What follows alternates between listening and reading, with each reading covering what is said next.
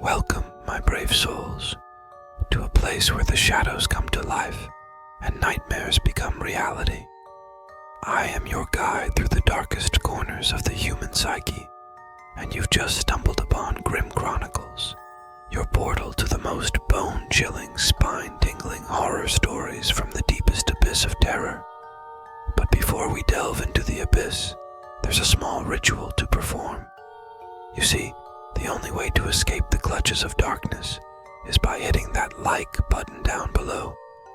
It's your beacon of hope, your protection from the horrors that await. Now don't forget to subscribe and ring that bell too, so you never miss a single tale of dread. Are you ready to face your fears, my fellow thrill seekers? The shadows are lurking, and the stories are waiting. Brace yourselves, for your journey into the heart of darkness is about to begin. Now let's unlock the secrets of the night and explore the horrors that lie in wait. Stay tuned and never wander into the dark alone, for here at Grim Chronicles, fear is our faithful companion. Dare to join us. The Call. I never believed in ghosts or the supernatural, but the events that transpired over the course of that fateful summer made me question everything I thought I knew about the world. It all began with the phantom phone calls. I had lost my husband, Mark, a year ago in a tragic car accident. His sudden death had left a void in my life, one that I was still struggling to fill. He never saw it coming. The screech of tires, the deafening impact, and then darkness. His world shattered in an instant, and he was left trapped in a twisted metal cage. Pain seared through every inch of his body, a symphony of anguish. Helplessness must have enveloped him as he awaited the arrival of rescue, praying for a second chance at life. The memory of that fateful collision haunts me, a stark reminder of the fragility of existence. How scared he must have felt, I will never know. Only a report and heartfelt condolence from the EMTs is all I knew on that harrowing night. My friends and family had tried to console me, but the grief seemed insurmountable. Every day was a battle to put on a brave face and carry on with the semblance of a normal life. But nothing could have prepared me for the torment that lay ahead. It was a warm June evening when the phone calls started. I was in the kitchen preparing dinner when the landline rang. I hesitated for a moment, wondering if I should pick it up, but my curiosity got the best of me. I picked up the receiver and held it to my ear. "Hello," I said, my voice trembling. There was a brief moment of silence, and then a voice that sent shivers down my spine replied, "Hello, Sarah." I felt my heart skip a beat. It was Mark's voice, unmistakably his. My mind raced, and I couldn't find the words to respond. "Surprised to hear from me, darling," the voice continued. "I've missed you so much." Tears welled up in my eyes. It was impossible. Mark was dead, and yet his voice was coming through the phone. I stammered, "Mark, is that really you?" A hollow laugh echoed through the line. "You always were a skeptic, Sarah, but it's me, I promise. I found a way to reach out to you." My head was spinning. I couldn't believe what I was hearing. "How is this possible?" I asked, my voice shaking. "That's not important right now," Mark's voice replied. "What matters is that I have something to tell you, something you need to know." How could this be happening? Why was this happening? Have I finally lost my mind? Had his death broke me to such a degree? I'm here conversing with my presumed dead husband, and yet, here I am curious, as if the doubt or reason had left my body, or if I had any left to begin with. "What is it, Mark?" I implored. The voice on the other end grew somber.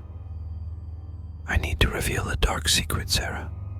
A secret that I buried, but it's time for the truth to come out." My mind raced with the possibilities of what that secret could be. I thought back to our life together, to the happy moments and the difficult times we had shared. What could he possibly be talking about? "Tell me, Mark," I said, my voice trembling. "I'm listening." Over the next hour, Mark's voice revealed a horrifying tale. He spoke of a night, years ago, when he had been on a road trip. He had encountered a stranded couple on the side of a desolate highway. Mark claimed that he had offered to help them, but things had taken a sinister turn. As he described the events of that night, I felt a growing sense of dread. He told me that he had been unwittingly pulled into a nightmarish ritual, a cult's initiation rite. He had been forced to participate in unspeakable acts, all under the threat of his and even my life. Mark spoke of the terror he had experienced, the bloodshed, and the darkness that had haunted him, but could never speak of fearing the worst. Tears streamed down my face as I listened to his words. I couldn't believe what I was hearing.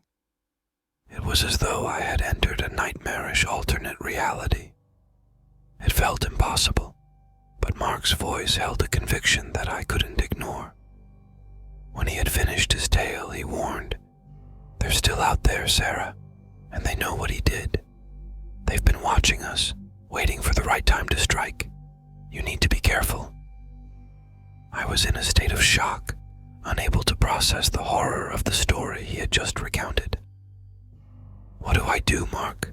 I asked, my voice trembling. "Stay safe, Sarah. I'll find a way to protect you. But remember, the truth must come to light. You have to expose them for both our sakes." With that, the call ended, leaving me in a state of bewildered despair. I sat in the dimly lit kitchen, the weight of Mark's revelation pressing down on me. If what he said was true, I had been living a lie, blissfully unaware of the dark secret from his past. As the days passed, the phantom phone calls continued. Mark's voice would come through at odd hours, always reminding me of the impending danger and the need to reveal the truth.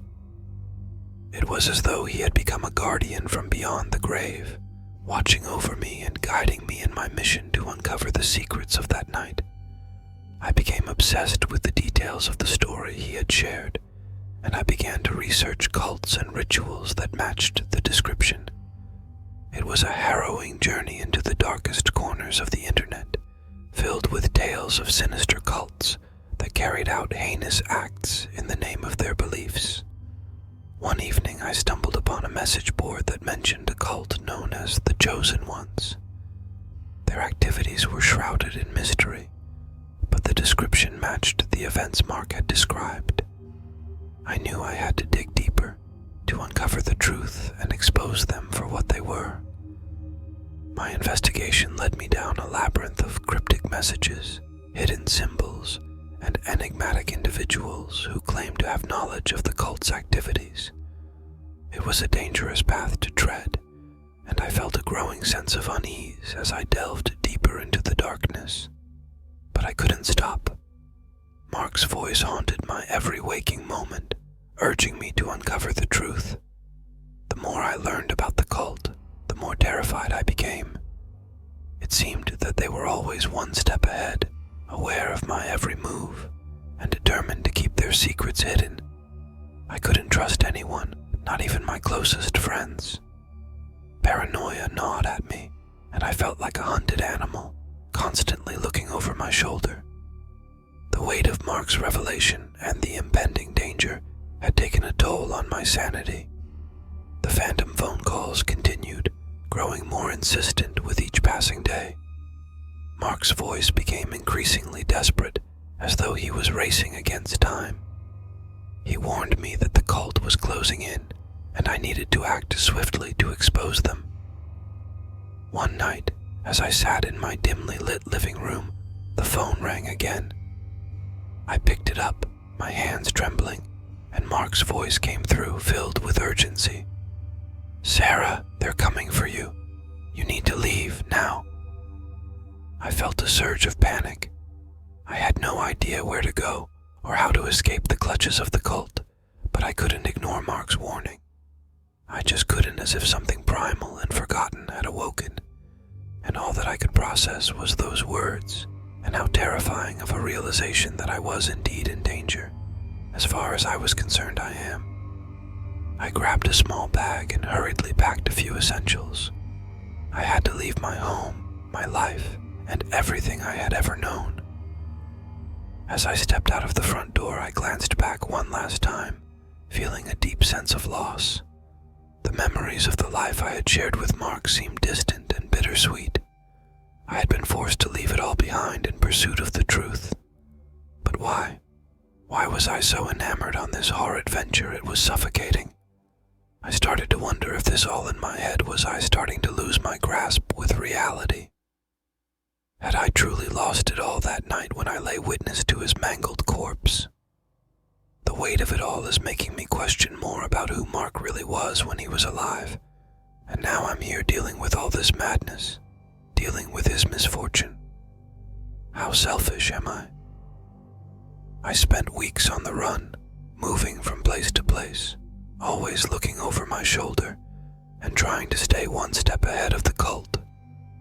I reached out to a few allies I had made during my research, individuals who claimed to have encountered the Chosen Ones before. They provided me with information and guidance, but the danger was ever present. It was during this time that I began to experience strange occurrences, unexplained noises in the dead of night, shadowy figures lurking in the corners of my vision, and a growing sense of being watched. It was as though the cult's influence extended beyond the physical world, and I was trapped in a web of fear and paranoia. The phantom phone calls continued, with Mark's voice growing increasingly desperate.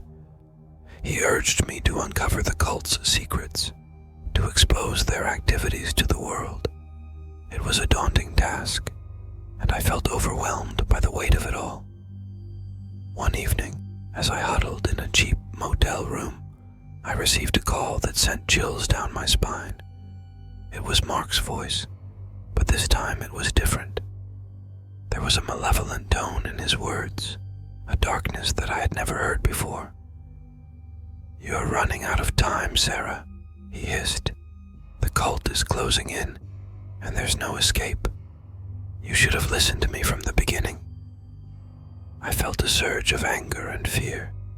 I couldn't comprehend how the voice on the other end had changed so drastically. "Mark, what's happening? Why are you doing this?" The voice laughed, a chilling, unnatural sound. "I've been trying to save you, Sarah, but you refuse to listen. Now it's too late. You're trapped in their web and there's no way out." I slammed the phone down, my heart racing. The malevolent voice had left me in a state of dread, and I realized that I was truly alone in this battle. The cult's influence was growing stronger, and I was running out of options. As I continued my investigation, I discovered a trail of disappearances and unsolved murders that were eerily connected to the cult. It seemed that they would stop at nothing to protect their secrets, and I had unwittingly become their target. The nightmarish experiences intensified. I would wake up in the middle of the night, drenched in sweat, with vivid nightmares of the cult's rituals and Mark's hollow, accusing eyes. I couldn't escape the darkness that had enveloped my life, and I felt like I was losing my grip on reality. One evening, as I sat in a dingy motel room, I received a message from one of my allies, a cryptic warning that the cult was closing in. I knew that I had to act quickly, but I had no idea where to turn. The walls were closing in, and I felt like a trapped animal, desperate and on the edge of madness. In a state of panic, I packed my belongings and left the motel, determined to find a safe haven. But as I stepped outside, I was greeted by a chilling sight. A group of shadowy figures stood in the darkness, their faces hidden beneath hooded robes. I froze in terror as they advanced toward me, their eyes filled with malevolence. I turned and ran, my heart pounding in my chest. The cult members pursued me relentlessly, their footsteps echoing in the empty streets. I had no idea where to go, and the city had become a maze of fear and desperation. On my flight, I stumbled upon an abandoned building and rushed inside, hoping to find a place to hide. The cult members closed in, and I could hear their sinister chants growing louder. It was as though the darkness had enveloped me, and I was trapped in a nightmare with no escape. I found myself in a dimly lit room, the walls covered in cryptic symbols and bloodstains. It was a place of horror, a sanctuary for the cult's unspeakable acts. As I huddled in the corner, I felt a presence in the room, a malevolent force that seemed to taunt and torment me. And then, the voice came through again, the voice of Mark, but now it was filled with malice. "You should have listened, Sarah," he sneered. "You brought this upon yourself." I screamed in terror, feeling the walls closing in on me. The cult members were at the door, their chanting growing louder. I had reached the end of my journey, and there was no escape. As the cult members burst into the room, their faces hidden beneath the hooded robes, I knew that my fate was sealed. The darkness had won, and I had become a pawn in their sinister game. The truth, the phantom phone calls, and the relentless pursuit had all led to this moment of despair. A sick, twisted game that I was always meant to lose. I never believed in the supernatural, but that night, as the cult members closed in, I knew that I had crossed a threshold into a world of darkness that I could never escape. The horror of the phantom phone calls, the revelation of a dark secret, and the relentless pursuit had all led me to a chilling end. As the darkness enveloped me, I could only hope that the truth would one day come to light, that the horrors of the cult would be exposed, and that I would find peace in the afterlife. Maybe then all this can just be another nightmare, like all nightmares come to an end.